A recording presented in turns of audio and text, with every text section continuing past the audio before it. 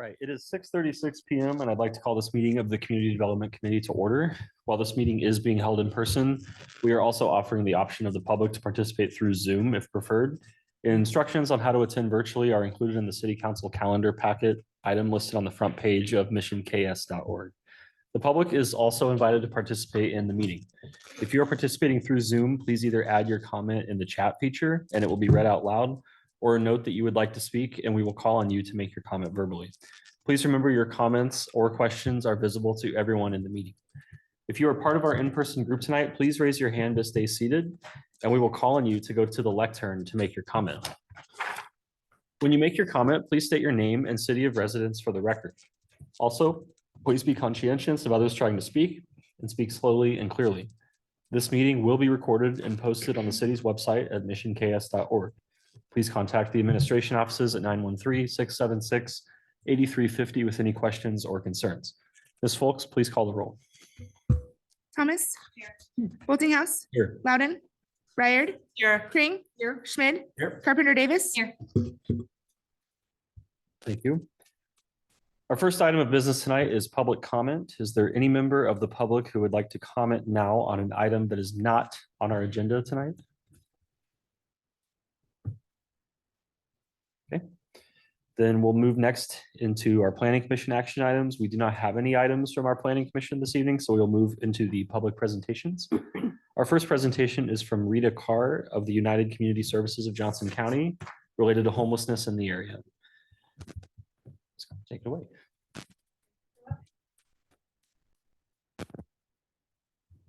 Perfect. Thank you. As he said, my name is Rita Carr. I'm with United Community Services. We are a small nonprofit that does planning and convening around health and human services. I am here today to share a little bit about homelessness in Johnson County and the resources available. I am going to jump into some data because that is what my organization does a lot of. So I wanted to kind of give some background. UCS serves as the lead agency for Johnson County's Continuum of Care on Homelessness, or the COC. The Continuum of Care is a coalition of social service providers, schools, local government offices, faith groups, and advocates working together to prevent and respond to homelessness within the county. HUD requires us to, and all communities to have a COC. And one of the requirements is that we have a lead agency and that we coordinate different projects, including an annual point-in-time count. The point-in-time count is a one-night snapshot of homelessness within Johnson County. How it happens is we administer a survey in every shelter, every transitional housing program, and then a group of volunteers goes throughout the county to look for anyone in an unsheltered location. So that is staying outdoors, in a car, in a tent, places like that. This count happens across the country. It's mandated that it happens within the last 10 days of January. So you'll see coverage of it in the news, but here in Johnson County, we do an actual paper survey to get richer and more informative data. We do it every year and we have data going back years upon years. There's several reports on our website. We count only people who are considered homeless by HUD's definition. So again, street, shelter, transitional housing. That does not include people that are doubled up, staying with a relative, self-paying in a hotel or places like that. If an agency pays for them in a hotel, then we can count them, but not if they're self-pay. Next slide. So I don't expect anyone to memorize the data, but this is available on our website. And I also brought some of our fact sheets tonight for reference, and I'll leave them on the back table. This shows the last 10 years of our point-in-time count data. Again, remembering that this is one night, so this is not an annual count. You will see the number at the top of each column is the number of people who were surveyed. That includes both individual adults and then also families. So there are a fair amount of children in these counts. The purple parts of the columns are everyone that was in an emergency shelter setting, and that both includes shelters and in hotel motels if paid for as a homelessness intervention. Transitional housing is gray, and then you can see at the top, the dark blue is the unsheltered count. And I'll cover that in a little more detail on the next slide, but you can see that the unsheltered count has gone up over the last 10 years. The transitional housing numbers kind of went up and down, and that was partially related to funding. We also did a fall count in 2022 to kind of look at what does it look like in nicer weather and when the cold weather shelter is not open. So that's what that fall 2022 column is referring to. Next slide. So on this one, it shows kind of a little more detail about the populations that we came across in the county. You will see that, as I mentioned, 29% of the people that we counted were under 18, and 16% were over the age of 55. We're seeing across the country that the number or percentage of people who are older adults in the homeless population is on the rise. I don't have data to prove that yet here. Anecdotally, I'm hearing a lot of that, but once we finish the data for 2024's count, that happened a little over a month ago, we'll be able to compare that population as well.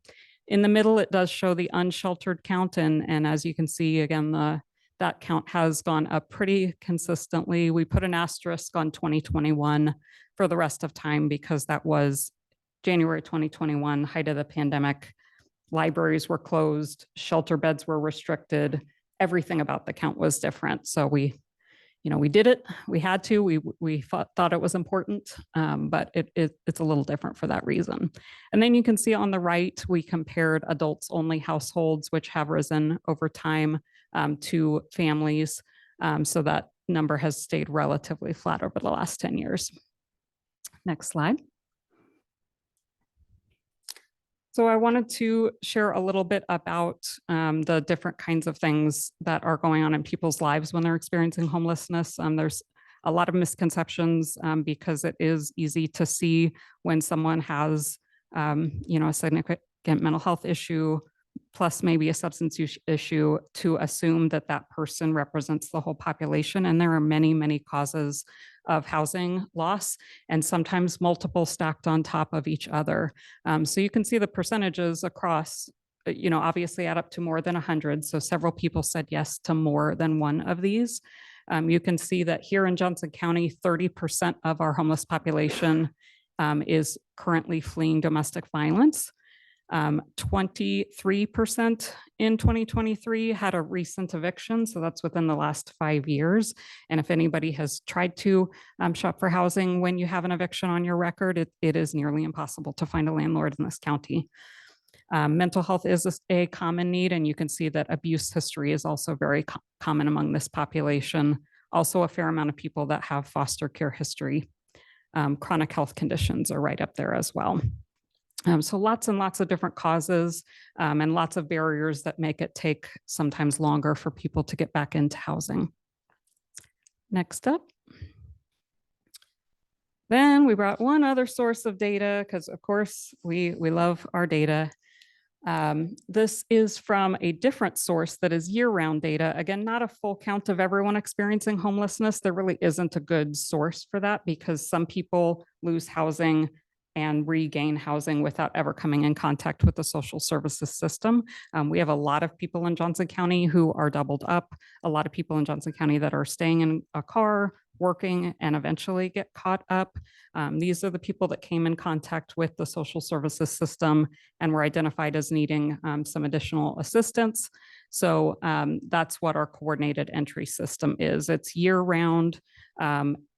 People that are identified as experiencing homelessness get an assessment, get added to a list. If their needs are very high, they are likely to get pulled for resources. So that's rapid rehousing and permanent supportive housing. It's sort of intermediate and longer term rent assistance. The people that are lower on the list may never get pulled, but they are offered shorter term rent assistance resources such that they exist. All of this is very, very limited. You can see the population here year round is, experiencing a lot of different but similar kinds of problems as we talked about on the previous slide. A fair amount of older adults, a fair amount of families, people fleeing domestic violence, and you can see that quite a few are unsheltered. This is 2022 data. Again, any moment now we'll be done with 2023, and that will go on our website as well. And then I wanted to talk about the resources that exist. And again, I brought a, this is not comprehensive, but it's just a one-pager resource list that we've put together of what does exist in our community. The need is higher than what we have. But here in Johnson County, there are a handful of agencies that provide rent assistance to prevent homelessness or to get back out of homelessness if, you know, sometimes somebody is working. A fair amount of our population, over half, do have some income. Just the income compared to rent is the big challenge.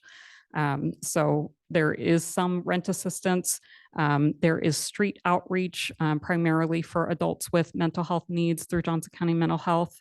There is a family shelter and a couple of family transitional living programs. And then, of course, we have our domestic violence shelter, which is Safe Home, and Project 1020 is the cold weather shelter that is open December through March.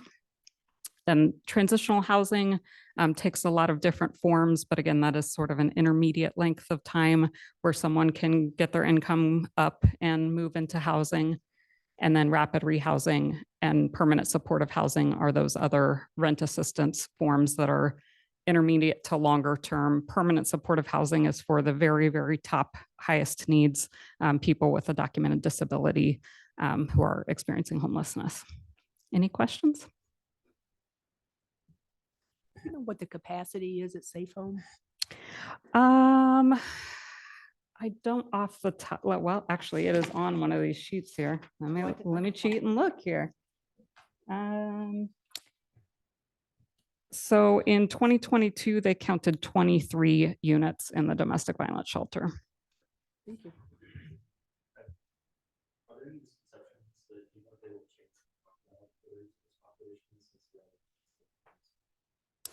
Yeah, again, I think it is the most visible cause of homelessness is a high mental health need or substance use, but there are so many people, like I get phone calls nearly every day, and I'm not even a direct service provider. They find my number because I'm listed on a HUD website somewhere, where people, their lease is turning over and it's rising by $300, $300 a month.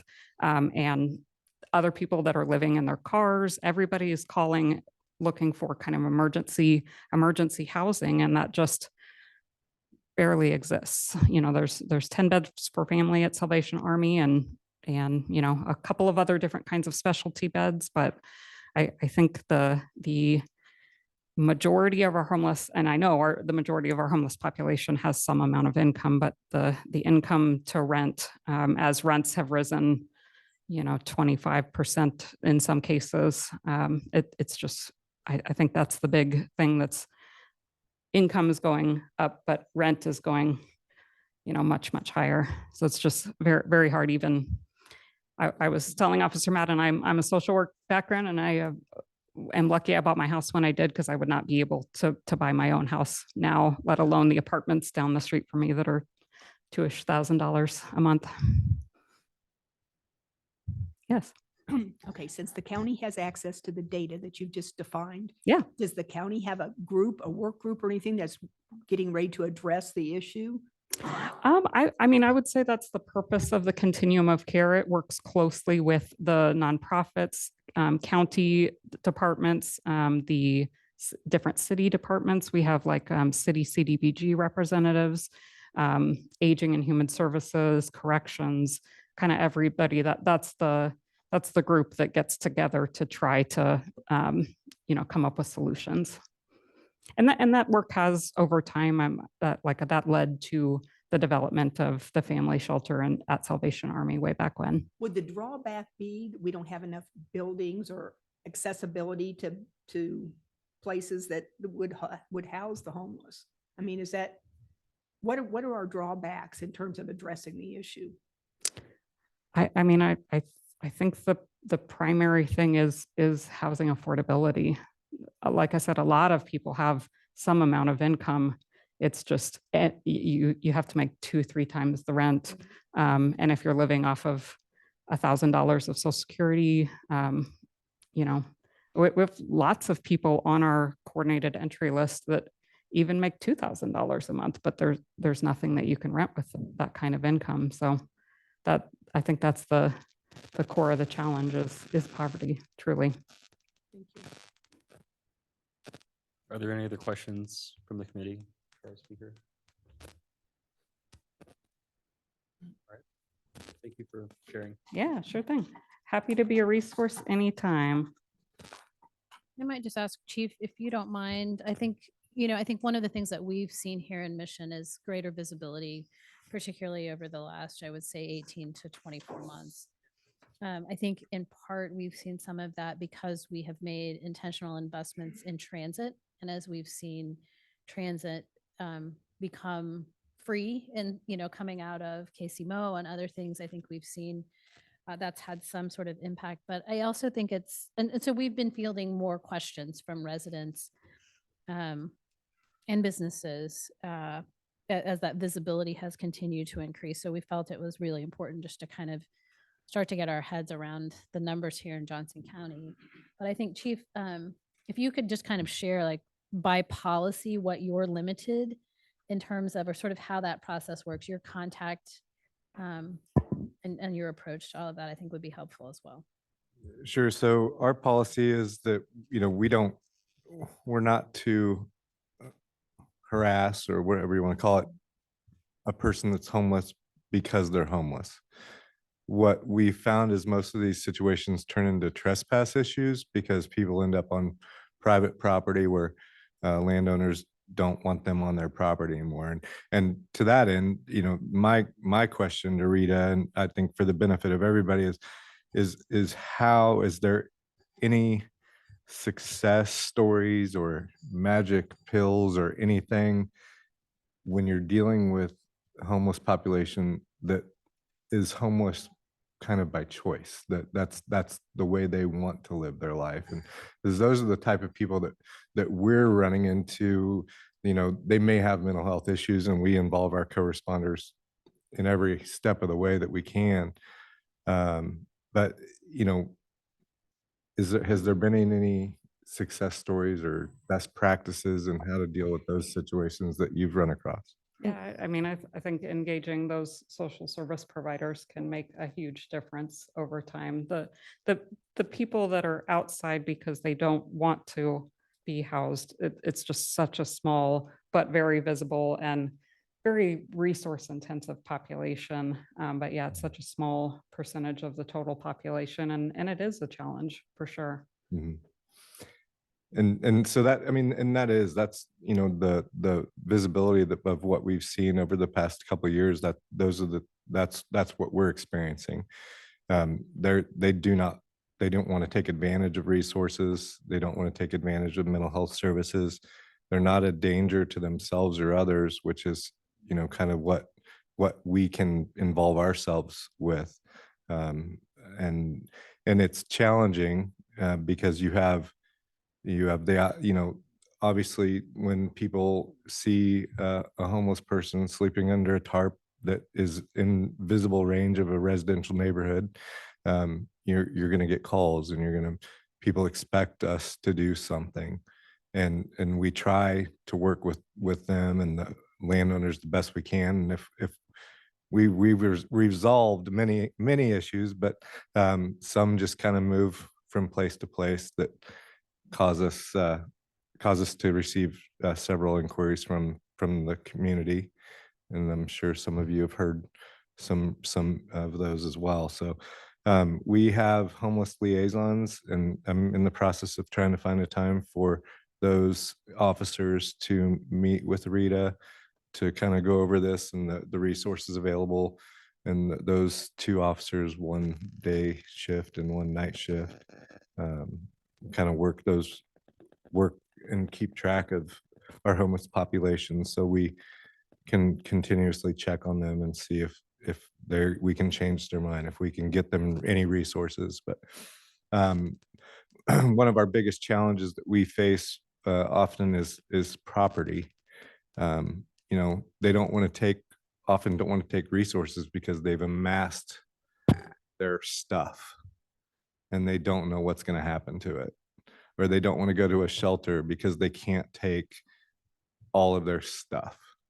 And so those are the challenges that we've run across and will continue to try to find solutions to, and working with our partners. So. And I think too, one of the things I learned was, I mean, if we come across stuff without the individual there, we don't have the ability to take that, right? And remove it from a piece of property without engaging with that individual who that property belongs to. And that can be challenging sometimes in making those connections.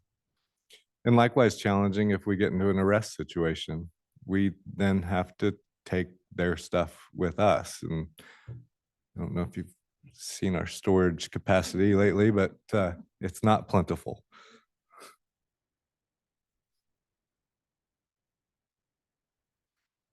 All right, anything else from the committee?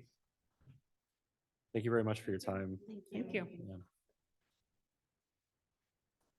All right, we were scheduled for a presentation from the Sustainability Commission next, but I think they will be presenting at a later date. So I will move into our third presentation this evening from the Parks, Recreation, and Tree Commission, Chairperson Nicole Sullivan. Good evening, Mayor. Good evening, Mayor. It looks like it's on. Can you hear me? Okay, Mayor and Council. I'm pleased to introduce you this evening to Nicole Sullivan, who is the Parks, Recreation, and Tree Commission Chair. In collaboration with the city staff, the Parks, Recreation, and Tree Commission creates priorities, goals, and objectives each year. And this year, they've decided to review that in a more interactive communication. So, Nicole? You have the slides to pull up as well. Awesome. Thank you guys for the opportunity to be here and share kind of what we're hoping to be emphasized and focus on this year as a commission. Yeah, looks great. You're great. So I have been on the commission for 3 years, second year as chair. We currently have 9 members on the commission, and we have a pretty good group currently. Overall, though, we have a pretty new kind of group.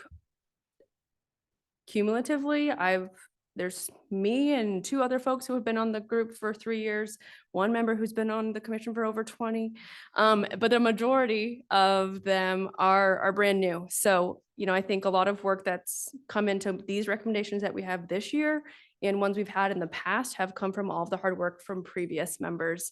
Especially when we were talking about projects like Waterworks, like Mohawk, like all those bigger things have been due to the group that has come before us. So I think that's significant to kind of really thank them and appreciate them too.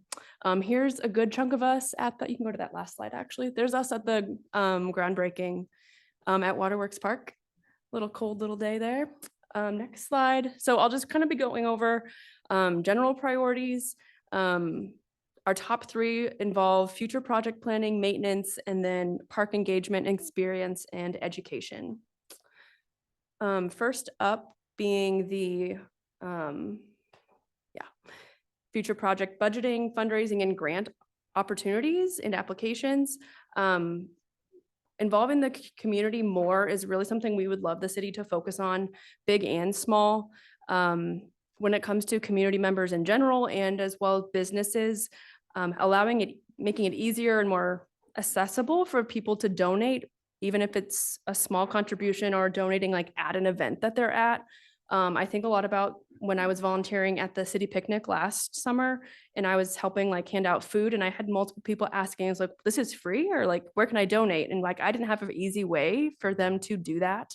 So simply even having like a QR code or, you know, it doesn't need to necessarily be cash, but, you know, using our resources and allowing the community members who are involved and love mission to more easily contribute to that kind of stuff, I think could go a long way. As well as like our local businesses, big and small there as well. Considering corporate sponsors to help expedite some of our improvements. is not something that we've explored yet as a city, and I think that could be really valuable. Next slide. Broadmoor Park has a lot of opportunity for funding and grant options. One of them including the Kansas Land and Water Conservation Fund. It'd be a good consideration for the Parks and Rec Department to apply for that. Again, kind of planning ahead for next year and the year after that. And then making a plan and growing upon the current design projects for the citywide connections, be it the Rock Creek corridor, trails in general, and general accessibility. It's been really exciting to kind of see the city focus on accessibility and all of the trail connections, the pedestrian and cycle bike study is all stuff that the commission's really excited about. So we really hope to see like those designs and projects get some more funding or making those plans to fund them, because we currently don't really have a defined option for that. We really hope to see that supported. Rock Creek Trail Corridor specifically, and I know that's been something that's been discussed a lot lately, but the stormwater management, wayfinding, a general cohesiveness with the trail is something we're pretty excited about, connecting the neighborhoods, the businesses, and obviously the Mission Market as well. Next slide. As far as maintenance goes, this has always been like on the priority list since my involvement, and I do feel like the city has spent a lot of time prioritizing this lately too. But I definitely think it's something that we need to continue to focus on and plan ahead for, especially as we're getting newer, nicer things. We want to make sure we're planning to fund keeping those things nice, as well as supporting like what we currently have, whether that be current parks, all of our facilities that we have, staffing operations, keeping that annual tree trimming underway, and planning ahead for capital expenditures and future projects. Yeah, it's the basics there. I do like the saying every park every year. Penn has said that a lot, and I think that adds value to all community members, just because I might not live close to a park, but the one that I'm closest to, I'm going to notice those changes if I'm there often. So that just, again, helps keep everybody community member wise, knowing that we're working on stuff, because the city's doing a lot of really cool things. It's just not always noticed when those smaller changes are happening. Other things that go with maintenance is making sure that we have the staff and the team to help do that. And I know this is something that the council has supported in the past, and I do think that we as a commission are continuing to see that as something that will need to be prioritized moving forward. We would recommend including one additional full-time staff member to help maintain our parks and outdoor spaces and facilities. In addition to that, making sure that we're kind of focusing on retention strategies. It takes a lot of effort to find these new employees and keep them. So whether that be, any kind of retention strategy you could think of, but focusing on the competitive pay, as well as like our seasonal and part-time staffers who can help us quite a bit. And then last one is park engagement, experience, and education. In general, increasing our social media postings with the city, designating more for Parks and Rec events happening, even like resources and different opportunities that the city provides like year round, like the championship tree, celebration tree, and really advertising what we have to offer as a city, but then also what we're currently doing. I just think we as a commission just continuously trying to talk about that. It's like, well, has that been on social media lately? No one knows about this thing. Like, let's make sure that we're talking about that more. And that includes the Powell Community Center events as well. Other experience related and education related would be public art installations. We'd love to see more of that in our parks in general. A couple locations include Mohawk and Waterworks in the designs kind of have nicely designed places for art. So we'd love to see kind of that stuff follow through as things get completed, and involving local artists and local community members for that.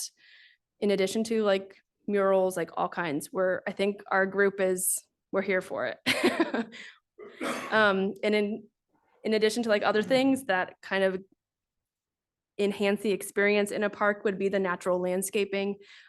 We're all big proponents for sustainability measures when it comes to that. So including plant diversity, pollinators, think butterfly, pollinator gardens, rain gardens, sustainable water management in general. I think the city continues to have I think we all kind of want it. I just think it's just making it a priority and making plans for that. Other kind of thoughts that we talk about often are interactive play, educational features for all ages and abilities. I think this generally just means in our play features, but then also like if we're adding gardens or more like natural features that can involve our community members in the outdoor setting. And then kind of next up, we just kind of listed what we're kind of working on over the next couple, like over the next year. You can go to the next slide. We're updating and reviewing the tree plan. We have a subcommittee who works on tree ID plaques, and we try and do a handful of those every year. So hopefully you all have noticed them in most all of our parks now. By adding a couple more of those this year. We're looking to explore like the landscaping and gardening options, whether or not people are interested in like forming a community garden. I don't know how like feasible or how much interest we would have individual members be with that, but we have ideas and goals to kind of look into working with the master gardeners or other volunteer groups to see how we can not only help establish it, but make it feasible to maintain. Because I think that's going to be the biggest thing, is making a plan to help keep it growing, literally. Okay. Next one. Oh, I missed one bullet, sorry. A last kind of something that we want to make sure that we kind of spend time on. We haven't had a lot of time to talk about it like last year specifically, kind of readdressing Streamway Park and what that plan looks like. Funding wise, we didn't get the grant from last year that I would know was the hope. So I think we just kind of need to be honest with ourselves and kind of look at that as a commission to what is feasible and realistic. And then other areas of kind of continued growth and support. We love to see the city's continued support for Waterworks and Mohawk Phase 2. It's just been really exciting to see all those changes happening. And then maintaining partnerships with schools. We do a lot with the Arbor Day poster contest, which is kind of finishing up now. Prepping for Arbor Day, but all those kind of involvement opportunities help with the Tree City USA distinction. So our commission is very involved in that. So we hope to continue that. And then other things that make us excited and we hope to continue be supported are just that emphasis on accessibility and inclusion. And that includes age, ability. And we talked recently about like language diversity too, which I think is a really cool opportunity. And not something that we'd kind of mentioned before, whether that's signage in the parks or an interactive something with a different language, not just English on there. So, or whether that be American Sign Language, something like that. So those are the main things. We have some other small city spaces that I feel like, depending on time and resources, we would love to kind of see in the future get more attention. And that would be Birch Park and the Crossroads Plaza. And then we're excited to see the Rock Creek corridor and the trail kind of updates kind of happening. So happy to take any questions if you got it. Those are the priorities again. Any questions for our speaker? Good job, Nicole. Very Thank good. I have a question. Who do we call if we see a dead tree in a park? Dead tree in a park. I was gonna say Penn. That's usually who I call. I email. Penn gets lots of photos from me. There's a hole. There's a hole. Yeah. Thank you. Thank you so much for being here, and Jackie as well. I know that you guys spend so much time going to meetings, making this, coming here and presenting to us. So thank you both. I kind of wanted to echo the language piece. I know one of the last PRT meetings that we were at, we kind of discussed, especially with Waterworks being proximity to Rushton, there's a lot of Spanish language, like as a first language, and kids who don't maybe necessarily speak a ton of English. So I would love to see, some Spanish signage, especially in that park. Would be a cool, but thank you both for being here. Hi, Nicole. Thanks so much. What a great presentation. I'm not sure how much we're still utilizing the Parks Master Plan. I know that might feel a little outdated. I don't know, 2017? Is that 2017, yeah, maybe. Yeah. But one of the recommendations in that always stood out to me was getting all the benches consistent. I know that sounds like really silly, but you can go to a park and see like 3 or 4 different benches, and some are blue and some are brown. And I just think like, I know that'll inherently happen as we get, a couple of the parks updated, but I think if we could strategically invest in replacing all the rest of them. And just one thing that I think really stood out from the plan. Cool. Yeah, like the cohesion. Yeah, I like that. And I know there was at least 1 or 2 benches that were from Waterworks that were recently replaced. And instead of, we were able to reuse those and repurpose those and move them to another park. So I agree. I think that is a priority for sure. Yeah, Nicole, just echoing the others. Thanks for the presentation. It was really, Cool. really good. Anything else that Cindy has? Yeah. Debbie? Just quickly, you indicated that you're possibly looking for another full-time and maybe coupled with that part-time people to help. And that one person would be kind of responsible for parks. Since most of the maintenance we have is in public works, how does that coordinate? Yeah, there's No I know other public people works can in the speak park? to that better than I can. No, we transitioned park maintenance. We created a full-time park maintenance position 3 years ago now, Penn. Yep. And Taylor Schaefer, who I think so he's full-time parks maintenance. We've really transitioned. There's still some things that Public Works very limited in terms of assistance. So Taylor, and then he's had this year part-time staff, seasonal staff who went back to school early or had other job opportunities. So that's been a challenge. And I think as part of what the PRT is addressing is those, keeping folks on long enough during the season, if you will, or year round, because there are a lot of things that have to happen. But they're handling trash in the parks. They're handling snow plowing of the trails. And so all of those kinds of things that Public Works for many years was doing. It's a little bit clunky because still in our budget, there's a line item in the Public Works department budget that's for parks maintenance, but it's Taylor and his crew and Penn who are sort of spending those resources. So there's a lot of sharing of equipment and sometimes vehicles and that sort of thing, but really very limited staff hours from Public Works spent on park maintenance. So Taylor and one other person do all that? Yes. The snow removal and everything? Yes. Yeah. Hence the recommendation to see some. And like thinking about like new stuff or new gardens or, Does it? somebody has to take care of that. Sure. And I think that's why it hasn't happened sooner, because we haven't had this, from my understanding, the staff to like really do that. Amongst So other the equipment is things. still stored at Public Works. Yes, the correct? equipment is still stored at Public Works and there's a lot of, again, sharing and communication. But I mean, you've seen us, like we've passed down, rather than surplusing some of the vehicles from Public Works, we've passed those down and made some of those. The Gator, for example, was passed down from Public Works to Parks and Recreation this year. And so there's been a lot, again, still a lot of sharing of resources. But I think as we become more sophisticated, and as Nicole said, as we, if we're making $10 million worth of investments, ideally in our outdoor park system, we want to make sure that coming alongside of that is a plan to maintain it. Thank you. Any other questions for Nicole or comments? Yeah. Hillary. I was just going to say, or ask really, have there been any other considerations outside of this presentation for a new location for a community garden since losing ours?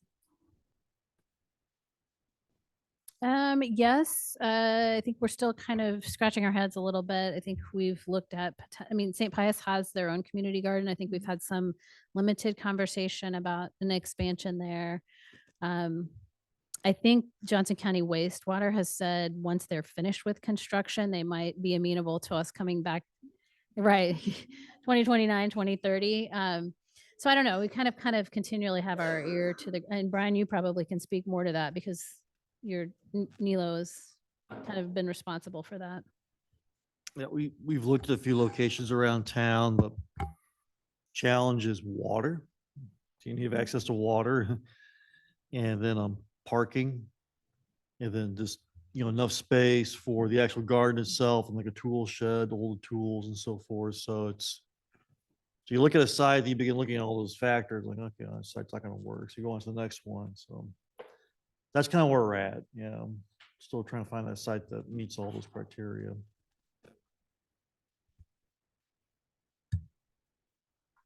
All right, I think that concludes our presentation. Nicole, thank you so much. It was great to have that update from you. All right, we will now move into our action items. The first action item this evening is the acceptance of the meeting minutes with Robin Folks. Thank you. Draft minutes of the February 7th Community Development Committee meeting were presented for review and acceptance in your packet this evening. All right, any items and recommendations? Let's accept them. All right. Yes, we will accept them on consent. All right. Next, we will consider the purchase of a replacement deck chair at the MFAC from Penn Almany. Or deck chairs, I should say. Okay, we got it. Thank you. So pool deck lounge chairs are an important amenity at our outdoor pool. And as you all know, they undergo a lot of UV, a lot of weather exposure, a lot of use consistently. So even with the care that we take to store them indoors and out of the sunlight during the winter season, they still need replacement. So before you this evening is the action item for 18 adjustable deck chairs, lounge chairs. We requested bids from 3 separate vendors and made sure that they were all in line with the existing lounge chair. So the existing features we were looking for and focused on were 5-position adjustable back, 1-piece molded frame, making sure that the vinyl, the polyester fabric was vinyl coated so that can endure some of that harsh chemical, that it's easily cleanable and can withstand at least 300 pounds of capacity, and that obviously it could be stackable.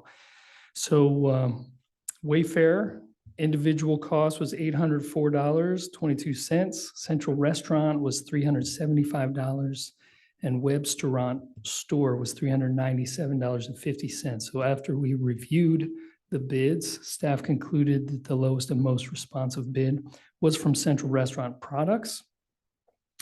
The shipping and handling costs for these chairs are currently estimated at $2,580.05.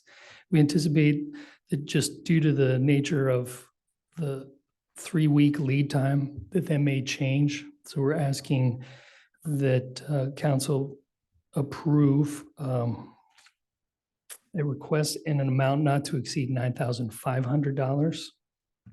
In the off chance of that shipping and handling increase later on this month. So that would still be under the $10,000 that council approved as part of the 2024 capital improvement project. And that would be funded by Parks and Recreation sales tax funds. So I'm happy to answer any questions. Any questions for Penn? I'm good with that too. Is everyone else? All right, Penn, I think we're up for the next one with you too. Our next item will be consideration of a replacement 1-meter long diving board at the MFAC. Yes, so we've got 2 diving boards in our outdoor pools, a 3-meter diving board and a 1-meter diving board. And 2 years ago, we replaced the 3-meter diving board.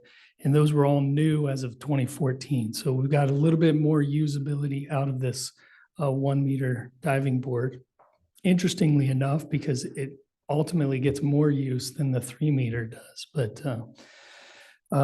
before us to this evening, we've got bids from 4 different vendors for commercial grade diving boards that can withstand the most rigorous and consistent use from patrons. So we solicited bids from Pool Web, Rec Supply, Commercial Aquatic Solutions, and Pool Supply Unlimited. After a review and to ensure that all of the specs were the same for each of these items, Commercial Aquatic Solutions was determined to be the lowest and most responsive bid.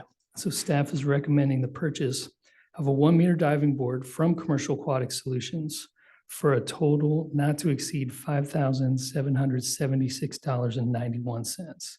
This was approved during the 2024 Capital Improvement Project budget review and will be funded by Parks and Recreation sales tax and is under the $7,000 that council had approved that for. So we've got some cost savings. Happy to answer any questions. Any questions for Penn on this item? Recommend we take it to council. Consent. Okay, that sounds good. Thank you, Penn. Thank you. Our next item is with Stephanie Boyce. It is for the consideration of a contract award for Johnson Drive landscaping.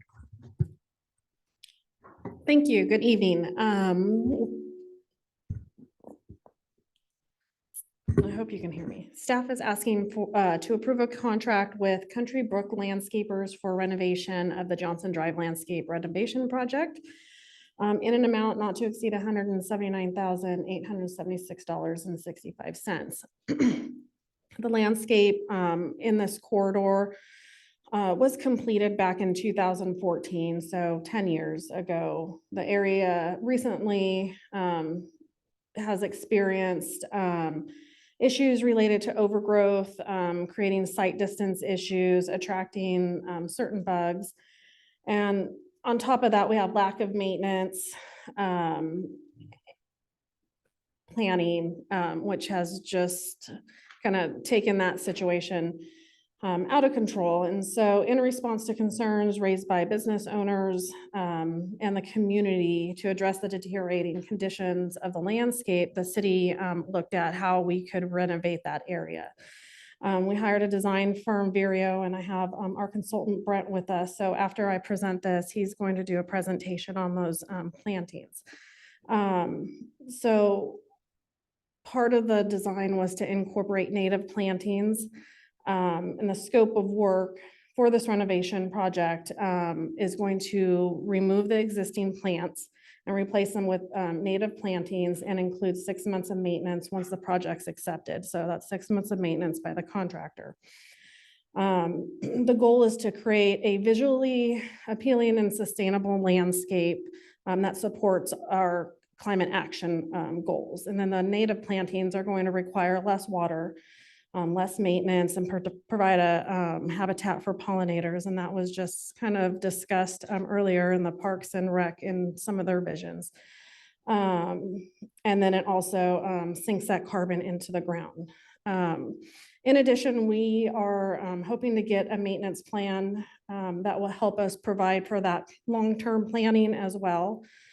My understanding is with the native plants, it will need a couple years of maintenance, and then after that, it kind of helps take care of itself. So that will be provided future in the maintenance plan. We put this project out to bid in January. We received three bids at the end of January. And then Country Brook Landscaping was the lowest and most responsive bid. We did check references and got some information about native plantings and projects that they did as well. We are taking this to council now with the project and planting not taking place until September. So this gives them some lead time to procure the plants and plan for the renovation. So again, we're asking for the approval of this contract. And then once you guys make your decision, I'll have Brett come up and kind of show you, or if you want me to have him come up now so he can show you the plantings and kind of an example of what it will look like, the areas that will be incorporated. Yeah, Debbie, did you have a question for Stephanie? I did. What do we do during the winter? The What winter, happens to the, I mean, they die. What happens then? well, I think they go dormant. So, and then they come back to life come spring. So I think they won't need as much maintenance, correct? I mean, I'm not technical at home. I have a brown thumb. Why don't we see a presentation? Yeah. here, and then we can go into it more.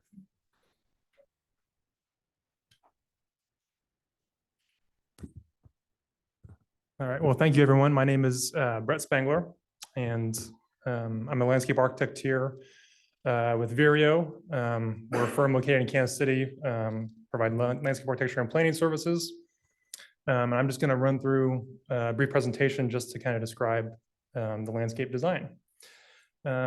So real quickly, this slide here just kind of showing you generally the project limits. On the west end, this Lamar Avenue is where the landscape design starts and carries all the way along to Maple Street on the east end. And the general approach to this design was that we're using, first off, native ornamental grasses as kind of as the backbone, with 1 to 5 perennials, native perennials mixed in these beds. That kind of depends on the size of the planter. We want to make sure we have enough diversity as part of the landscape design. But in certain planters that get smaller, we want to make sure that that diversity is just a few plants, so it's very legible and kind of fits in within the urban context. Wanted to make sure that we repeated certain plants throughout the corridor for that visual continuity. And then we also selected plants that generally have a clumping or mounding habit. So they have a tidier form, and again, kind of are more in tune with the urban context of this corridor.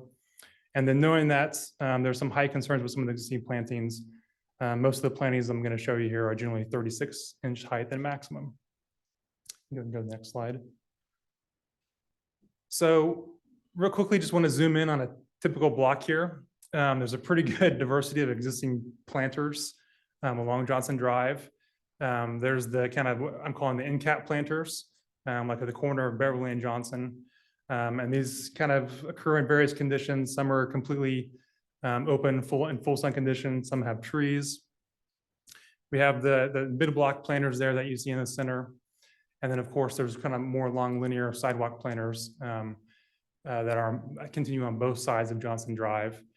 There's a variety of sun shade conditions here, of course.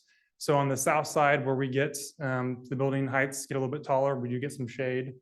The landscape design includes plants that are both tolerant of sun and shade conditions. You can go to the next slide. So real quickly, just to orient you, these are the existing mid-block planters, that picture on the right. You can see the very tall upright columnar oak that will be staying, but the shrubs and all the understory plantings there that you see will be removed. Next slide, please. And these planters, so the native ornamental grass on the right, prairie dropseed, that'll be the dominant plant within that bed. And then you can see the combination of the various native wildflowers that we have that will add some diversity and seasonal color, roughly from spring to summer as part of this planting. The in-block planters here, as you can see, some are completely open, full sun. Others, like the one on the right, have an existing shade tree that will remain. Next slide, please. So in these, again, looking to use those grasses as kind of the backbone as that base layer. You see the prairie dropseed again. These beds are a little bit larger, so adding in another grass that provides some interest. And then all the plants there on the left, the perennials, those are more of the sun tolerant. And there'd be a mix of 3 to 5 of those in the beds, of course, depending on the size. Next slide, please. And then again, in more of a part shade to shade condition, you'll see we have the prairie dropseed, but mixing in shade tolerant sedge as kind of that base layer. And then the plants on the left there, those native perennials are all more shade tolerant and can be placed in within those beds that have some of that shade from those existing trees. And then the last ones here are the sidewalk planters. They're typically very long and very narrow. And most of them have shade trees. There are a few that don't. But these are some of the smaller planting areas. So here, if I jump to the next slide, please. On that north side where we have the center conditions, the blue grama grass would be that kind of that base layer. And then kind of alternating between mixing that with black-eyed Susan or the butterfly milkweed to have some nice blooms throughout the summer. And then on that south side of Johnson Drive where we have a bit more shade, again, using that same ornamental sedge with a nodding onion that'll tolerate some shade and really provide just some high visual impact, but not too much diversity in those plantings to make it look too chaotic. So, and with that, that's just kind of a real brief run through of the approach. I'm happy to answer any questions, of course. Have you done any work in any local cities that we could go out and look and see, get a bird's eye view of what it looks like along the corridor? Yeah, we've done native landscape plantings along 87th Street over in Lenexa in the new city center area. Other work that we've done that involves a lot of native landscape planting, and not necessarily road corridors, but we've done a lot of stormwater and green infrastructure work in KCMO. There's a project at the VA Medical Center that's heavily planted with native landscape. Those are a couple that come to mind. What kind of maintenance is required the first couple of years that Stephanie was alluding to? Yeah. So this is gonna be like any typical landscape planting. You know, that first year the plants go in, you know, before they establish and kind of fill out that bed, you know, watering, weeding, kind of all that typical maintenance. But as the native plants fill in, and we've, you know, specified enough plants to get coverage, so the plants are gonna grow together and touch, that they'll form a kind of a nice vegetative layer across those beds to help out compete any weed growth long-term. And then of course, you know, these plants, they grow up each year and then go dormant. And a lot of them have nice seed heads, and these grasses will take on a nice fall color. So that enhances that seasonal interest. But then they do need to be cut back once a year, typically late winter, early spring, around this time, to make room for that new growth. Thank you. Debbie. Okay, now my question, what happens in the winter? Are we just left with the pots with nothing in them, or what happens in the winter? No, so in the winter, these native plants, so they still have a lot of structure and leaf texture and seed heads. They will die back, but they still have strong visual forms that the grasses take on nice fall color. So they can be left throughout the winter and have, you know, it's a different appreciation because the plants have gone dormant. But they still have, you know, various browns and tans and oranges and just a nice color. And they can be left throughout the winter and then cut down again late February, early March for that next season's new growth to come up. Okay, thanks. Lori? Yeah, I was just gonna say, are any trees being removed for this? No trees were removed. And my understanding is that I think city had a few of the trees limbed up this past year. But all trees are remaining in place. Great. Yep. And then it looks like maple is the stop line. Or is that where the planters stop? It's basically where the last planters as part of the Johnson Street improvements back in 2014. Yeah, that's where the last planters are in. Okay, Yep. great. And then my last question is just for Stephanie about the warranty. It looks like it's 2 years. Is that right? I believe there's a one-year warranty on the plants. Yeah. Oh, okay. Yeah. I thought I read 2. There like was a penal fee or something that came into effect. Did I read that wrong? Maybe. We can look into it later. I was just curious what, you know, what that looks like if, say, the plants didn't take or whatever it is. It's typically a 1-year warranty with the plant material in this type of condition. So, and that would be from the date of acceptance of the project. Okay, great. Thank you. You're welcome. Any further comments? Yeah, Brian. Yeah, quick question. I think I heard you say the shrubs were coming out. Mhm. And did I hear you say that everything going in hits 36 inches high total? Pretty much that's kind of the maximum height that we've planned for in most cases, yes. How is that comparable to the shrub? Is that higher or lower than the shrubs that are there? Lower, because I know some of the shrubs now are probably pushing 5 to 6 feet in height. Okay. And causing some view obstructions for people backing in and out. That's exactly why I asked. Yeah, I've noticed a lot of vehicles end up blocking around the crosswalks because they can't see around those Sure, shrubs. sure. So Yep. hoping that this will help alleviate that a little Yep. bit. Yes, Mayor. Okay, my plant language is not strong, but I know there are the different regional like temperature and precipitation ratings, the bands. Mhm. I forget what the technical term is. You could probably, I think like the hardiness zones. yeah, the Yeah, hardiness yeah. zones. So are these selections that work like now and that we will anticipate will work as the climate changes, or what's sort of the lifespan of this plan and these plants? Or Yeah, so most of these plants are what I consider long-lived perennials or ornamental grasses. And very drought tolerant. That was part of the selection process, knowing that there's no irrigation in these beds. And many of these are, their native condition they would grow in would be hot, rocky, dry soils for some of the sunnier plants. And again, kind of more drier woodlands on some of the shadier stuff. So I would consider them to be well adapted for today's climate and any changes here in the future. Any further comments? Well, I would say that I'd like to highlight this item on the regular agenda to council, but I don't know what you all think. Move to full vote. Okay, great. Thank you very much for. I wanted to just comment on the budget. You'll see there's not a specific line item code, but you'll recall in the 2023 budget, as part of the sustainability money that was set aside, it included a commitment to the native plantings on Johnson Drive. Because we didn't have the vendor selected, we couldn't formally encumber that. So once you select this, we'll be able to sort of pull that back up. That money's still sitting there, it just rolls into fund balance at the end of the year. We'll be able to pull that back into a line item. And then Public Works also has an ongoing Johnson Drive maintenance line item, which will help get us to this contract amount. Thank you. All right, I think our next item is also with Stephanie. And this is for the consideration of the 2024 Street Preservation Construction Projects Inspection Contact Award.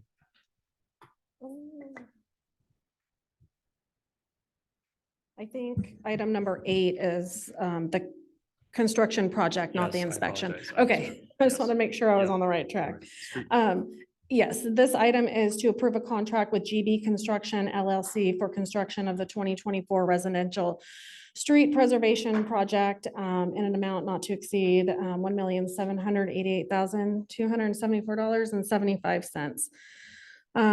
So the 2024 residential street preservation project is along 55th Street from Lamar to East City limits. And I think everybody's probably driven by and has seen the road closed for some time now. Our utilities are out there moving their utilities to prepare for this project.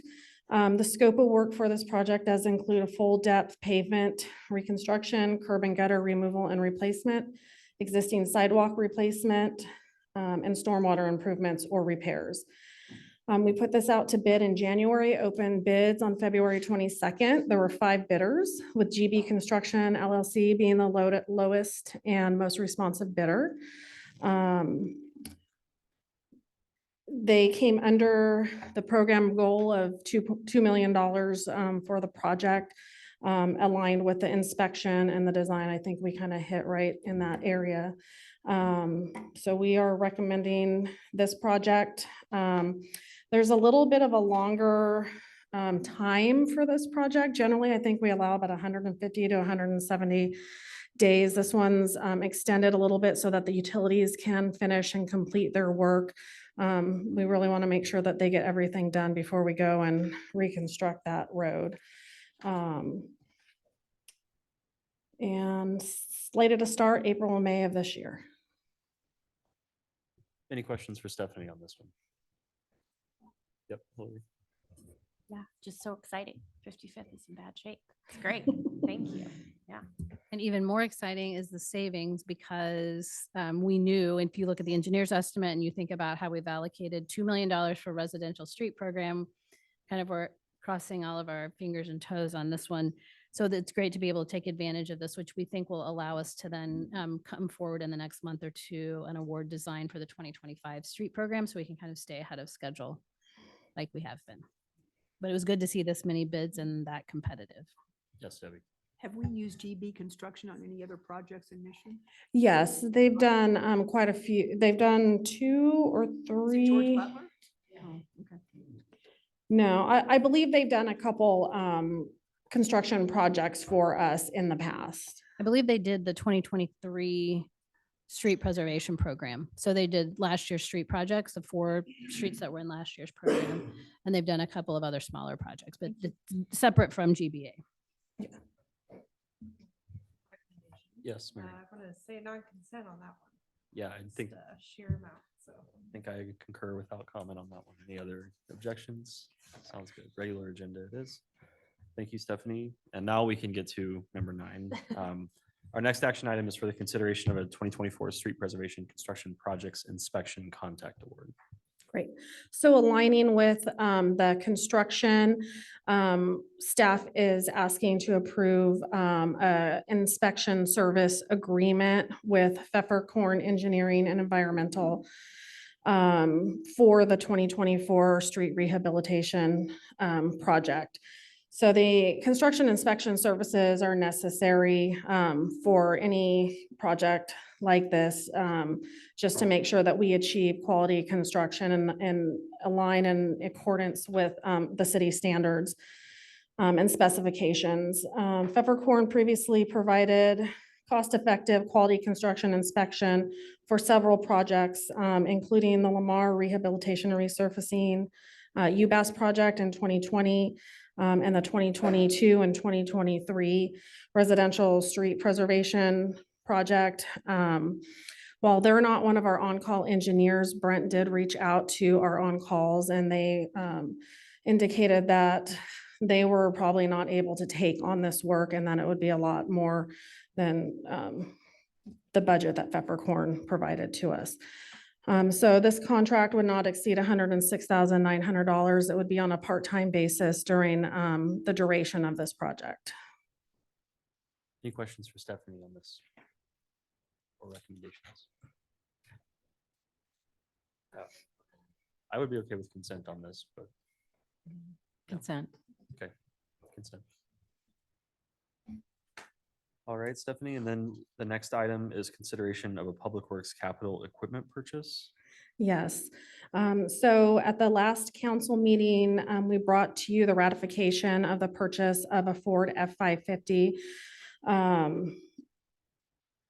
We budgeted for 2 this year. Unfortunately, with kind of everything that's going on with the economy, those prices were a lot heftier than we anticipated. So we're going to purchase 1. This item is to go ahead and purchase the equipment that goes with it. That includes the stainless steel dump body lights, plow, and spreader for the Ford F-550 that was approved at the last council meeting. The total for this equipment is $48,317. The truck was already approved and is on order. That cost is $67,805 for a total amount of $116,122. So right now, this is just for the additional equipment, not the chassis. Got it. Any questions for Stephanie on this? Recommendations? Move to consent. Consent. All right, thank you, Stephanie. All right, thank you. All right, we will now move into our discussion items, and our next one will be with PIN. And this is a discussion item this evening about a revenue policy for public works. Staff is recommending the following revenue policy for council review and discussion this evening. So that we as mission can be in a position to effectively communicate requirements associated with revenue generating facilities and programs. So this ultimately came as a strong recommendation from Pros Consulting as part of the feasibility and business plan study that was completed in 2023. Some of the elements of this policy were already created and in practice. What this policy really does is kind of bring them all together in a nice, cohesive, easy to understand form.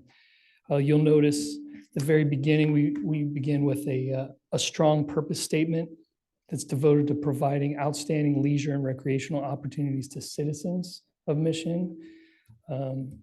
It calls out that we cannot operate programs, facilities, and services solely on a tax subsidy, and that other revenue generating mechanisms are tailored to the needs and circumstances of residents. And we really feel like that's an important consideration to this because there are different income levels within Mission, and tailoring to the needs and circumstances of residents is a really important part of what we do in a fair and equitable manner. So this outlines some of those practices without digging into a lot of the specifics. What the most important pieces are making sure that we call out an essential, important, and value added framework so that it establishes very clearly that these pieces, if they're essential to the focus of mission, we're looking at a cost recovery in the 0 to 20, 21 to 50% range. If we consider them an important service, that's right in that 50, 51 to closer to 100% range. And if it's considered a value added service or program, we're looking at 100% cost recovery or a little bit beyond that. And so those definitions are specifically outlined. Essential programs have a very strong community benefit that's equitable and fair across virtually all demographics. Important, obviously, there's some individual benefit as well as a community benefit. And then there's value added programs and events really are kind of focused on the individual benefit, right? And less on the community side, although there are some positive externalities that come from all of our programs and events. So we break down the fees and charges. That specifically calls out the ranges for fees and establishes a kind of a benchmark for people to expect those fees to come in line with. And then differential fees between resident, non-resident, late fees. So some of those elements were already in practice, and that's really just bringing them into one cohesive policy. The scholarship policy was another one where we practiced, and you couldn't find it anywhere on the website. And so we had this as a practice document that we trained our staff on, but this really brings some transparency to the process for residents and individuals looking for that.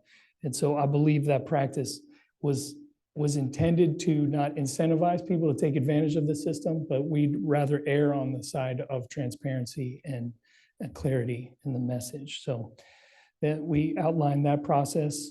Program refunds, membership cancellations were again already in practice. The donation request policy was something that happened organically once I had gotten in place as the director. There was a common practice of just if it was a school or a program or a nonprofit here in Mission, we just marketed to them and said, yes, here, take this. And so we really, just from a cost conscientious standpoint, put a limit on that. And it wasn't just open to anybody who wanted the opportunity. And so now it is, we've got some programs obviously rushed in, PTA, some of these other nonprofits and school district supported programs that reach out to us consistently.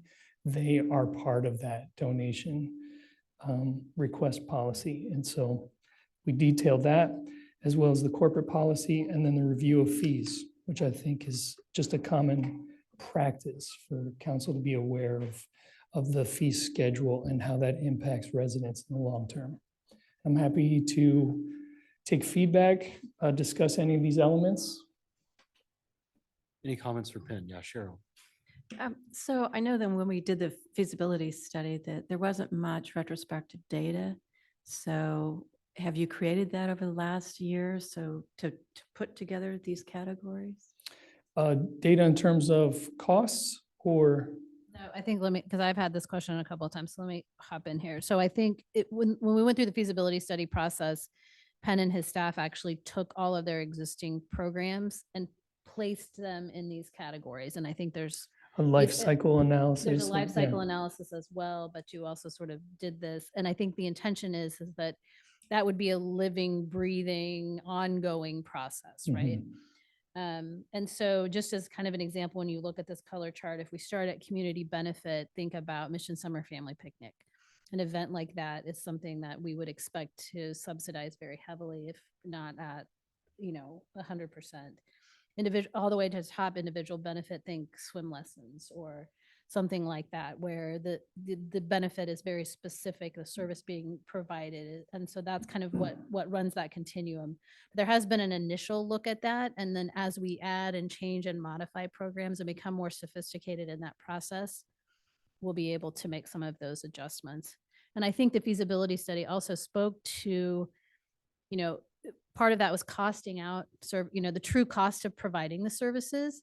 And knowing that, and then being able to make a determination based on our own goals and objectives about how we fit that into these different categories. So there's still some flexibility, but as we build that baseline data, and I really have to brag on Penn and his staff. We haven't seen a lot of that, but their work on KPIs, the key performance indicators, and the data collection has been, I think, really focused since the conclusion of that feasibility study. And it's a long and arduous process, but they've really committed to that. And I think we'll start to really see and be able to sink our teeth into that as we go through this next budget cycle. Because I see it as a value added, but a lot of times I know that people looking for space, they land there. And if we don't have any history there, it's kind of hard to say what it costs. And then also, I've been at events that you've had 10 staff there for, 5-6 hours solid, and it's a lot of work, and I just appreciate all the efforts. So thank you You're for welcome. bringing this forward. Thank you. Mayor. Yeah, I had a question on the recreation programs. For that one, it says that there will only be a nominal cost difference between resident and non-resident, as opposed to some of the other categories where there's a bigger difference in the fees. Is that just balancing being able to fill those classes, or what is the reason for that to be a lesser difference for those programs? So yes, it's primarily driven by occupancy. We want to get as many to attend those programs as possible. And we've witnessed anecdotally when that number extends beyond that $5 threshold to the $10, we get negative feedback and less non-resident participants, and their classes kind of suffer in terms of size. And then I had one comment on the chart, just on the individual benefit, the purple box.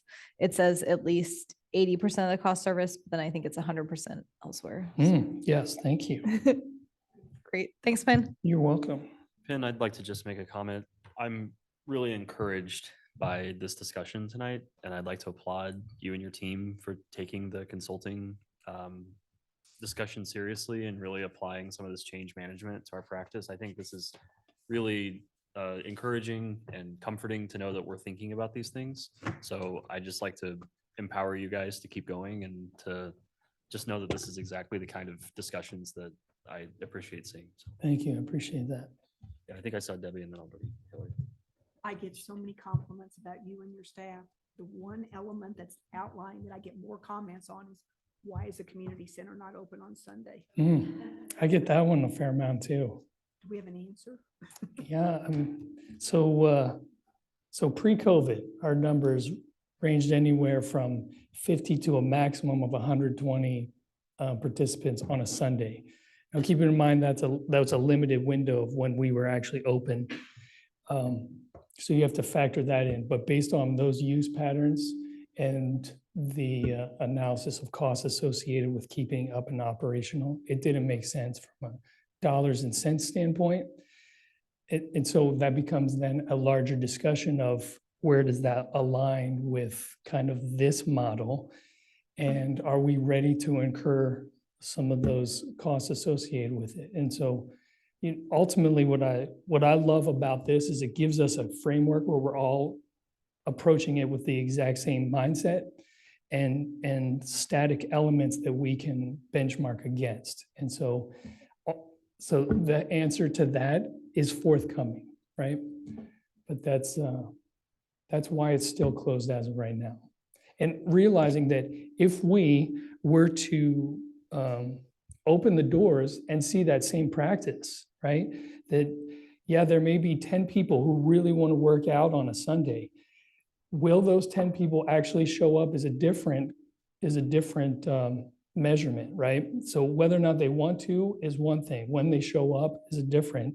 And then if ultimately they don't, now we're kind of constrained with, all right, well, do we back off of this? How long do we take this measure? And, once people get something, they don't want it taken away, and you'll hear a bigger cry. And so ultimately, we want to just be very purposeful about reopening if that's the direction we lean in. So there's a potential for us to revisit this at some point. Is that correct? Absolutely. Like I tell any one of our patrons, we analyze every piece of operations. And so when I get a threshold of patron feedback, that comes to the forefront of our discussion within the team, ultimately with the leadership team and Laura, and then it's brought before council and PRT, and we discuss the implications of that. So yes.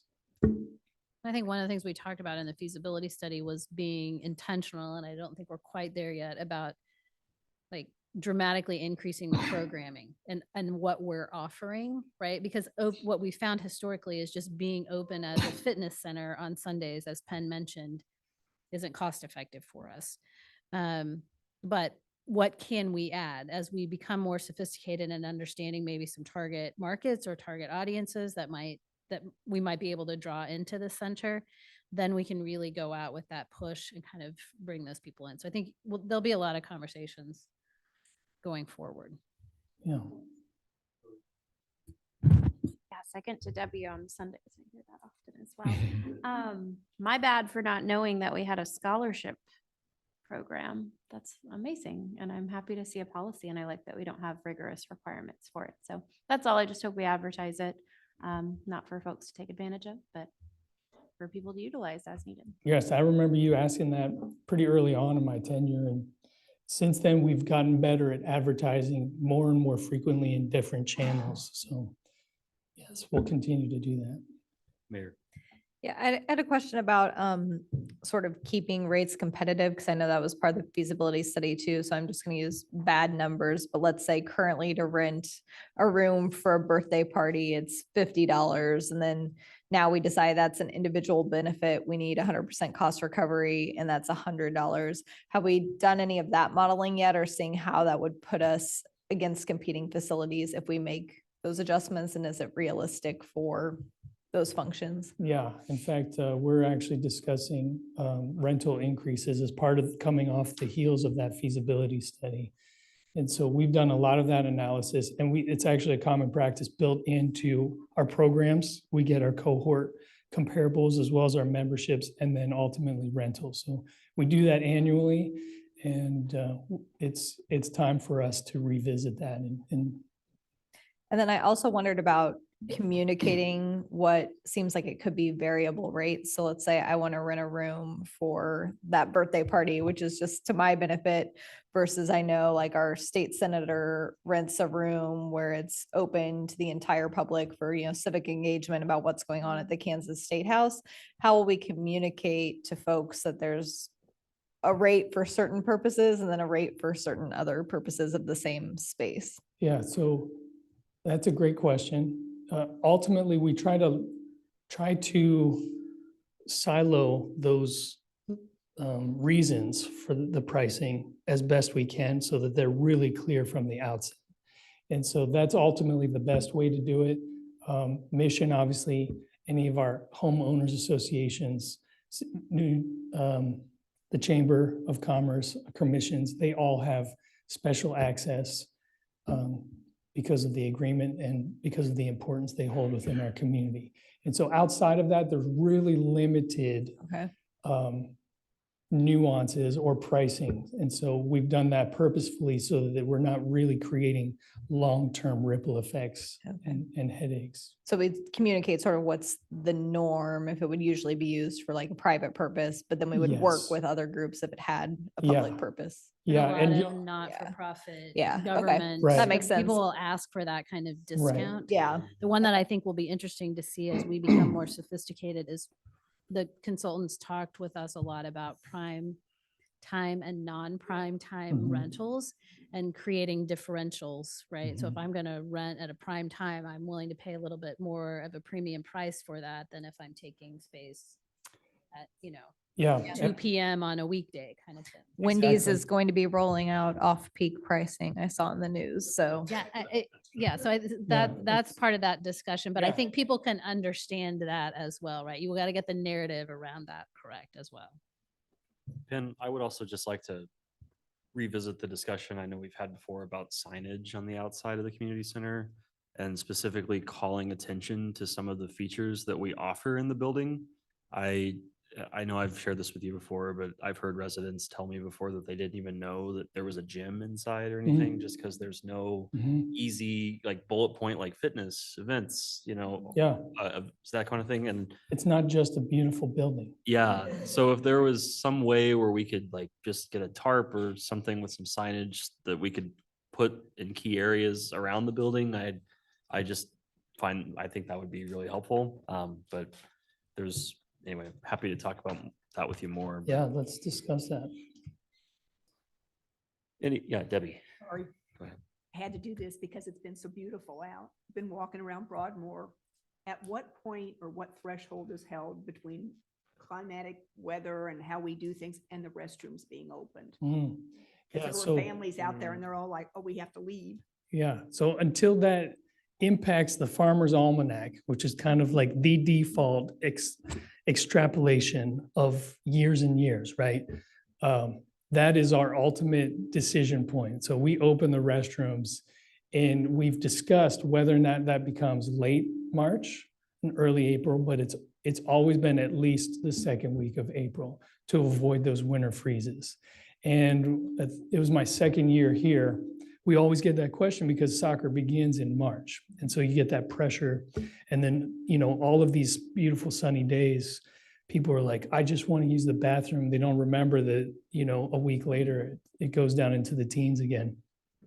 And our insulation on all of especially Broadmoor, it's an old plumbing system. And so that's especially exposed to some of those winter extremes.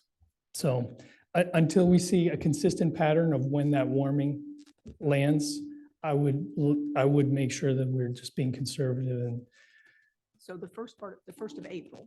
yeah, second week of April for sure. We begin the process the first week of April, and then it typically takes 3 to 5 days. Thanks. You're welcome. Any other comments for Penn on this item? Penn, thank you. You're welcome. For the Thanks. presentation. All right, and then before we adjourn this evening, Ms. Smith, do you have any department updates for the Community Development Committee? Just a couple quickly. You may have noticed that there's fencing that's gone up around the Martway office buildings. The current property owner has pulled the demo permit. So we can expect to see demolition of those buildings soon.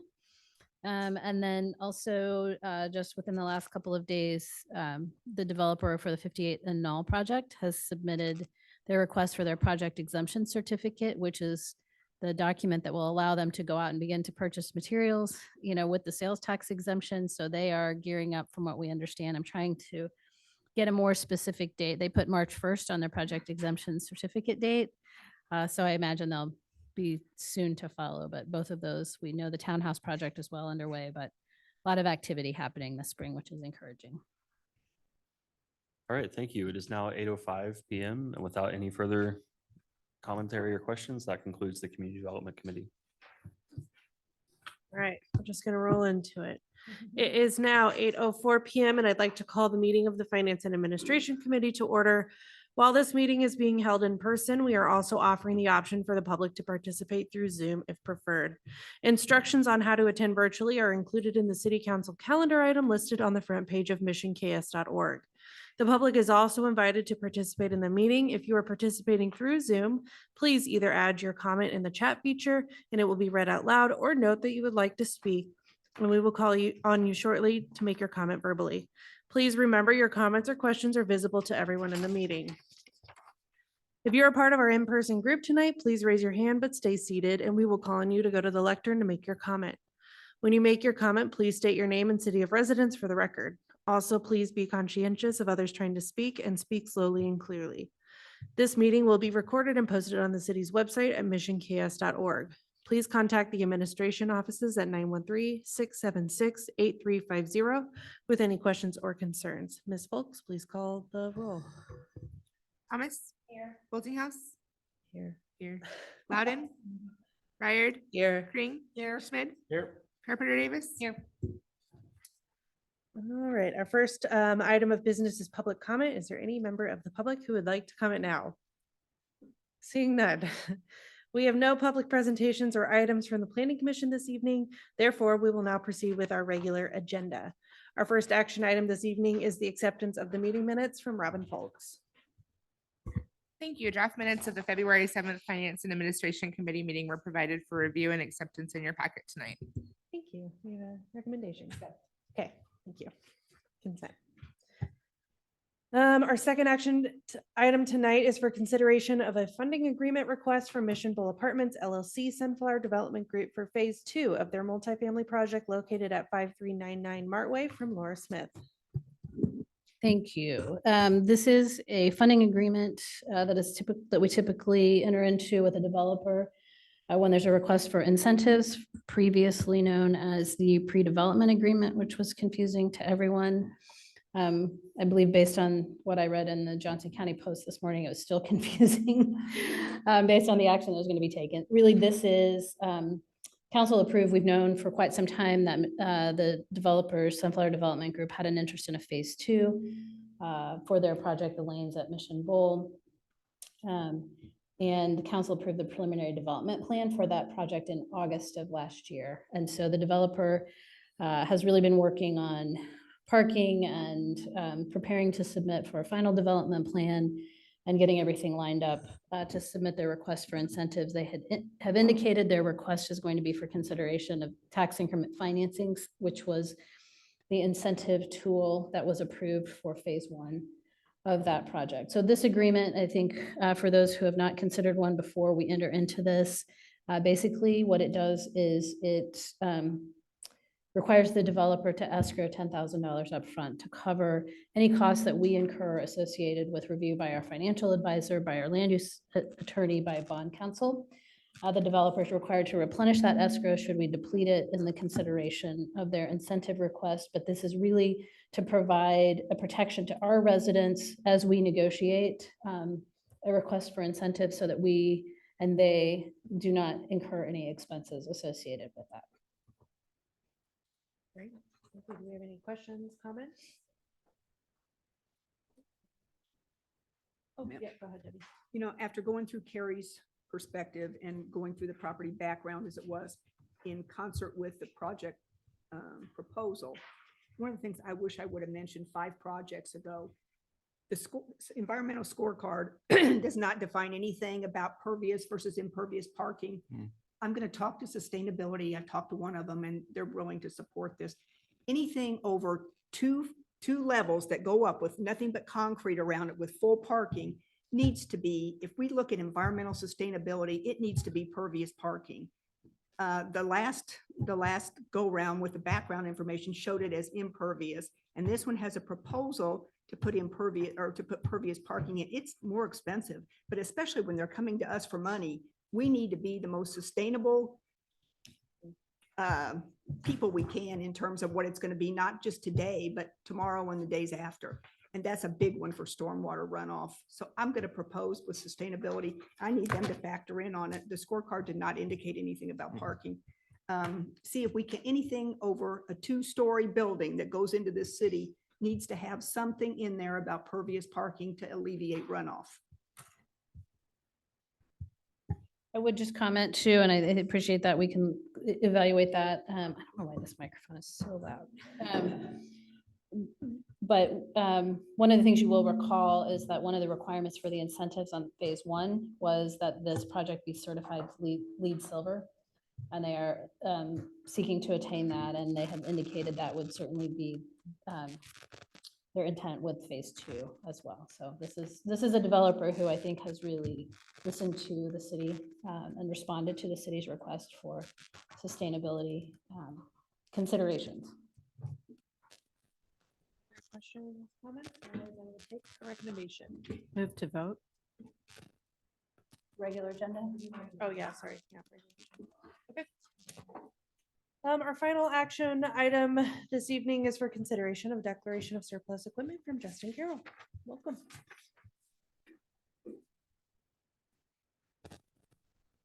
Good evening. Can I have consent agenda for this? My first item. I've been told this is pretty perfunctory, so this is just the list for the springtime version of the surplus property. So a couple dump trucks from Public Works and the usual miscellaneous computer equipment. Any questions? We have a recommendation. Move to consent. Yeah, consent. Thank you, Jessica. Thanks. All right, and Ms. Smith, looks like we're gonna move into discussion items. Can you please share information on the 2023 year-end project status update? You'll be pleased to know tonight, after the length of our meeting, that I am still my own worst enemy in making improvements to the 2023 year-end project status update. So I've reorganized it. I think as I've worked in the document the last couple of weeks, I realized that we're not using it to its full advantage in being able to communicate with our residents all of the things that we accomplish. So I have been working to reorganize it. So around some themes that I think will help us and will support that through the budget process. So I think it'll be done tomorrow. We should be able to send that out over this weekend, and then we'll look forward to reviewing that. So we don't have that to cover tonight, and then we're certainly always available to answer any questions around anything in that status update. Great. While you're up there, do you have any department updates for finance? Just a couple of things. We had a meeting this week with the county appraiser, last week. All runs together right now. So typically they will come out and kind of run through preliminary estimates for assessed valuation. It looks like overall in the city of Mission, we're looking at about 5.86% increase in underlying assessed valuation. Most of it, about 5% on average for increases in residential property. But there's a lot of detail, and we'll share some of that out as we go through the budget process, just in terms of we had a greater number of homes that didn't increase. The amount of increase in assessed valuation was lower overall for residential properties than it was last year. So it's a positive for our homeowners. And then just a reminder, and I'm not sure we talked how specifically, but we will be having a work session ahead of the March 20th City Council meeting. And it will be the consultants who have been working on the Rock Creek Corridor study are coming to present sort of their first round of recommendations. So that will be at 6 p.m. ahead of our regular legislative meeting at 7.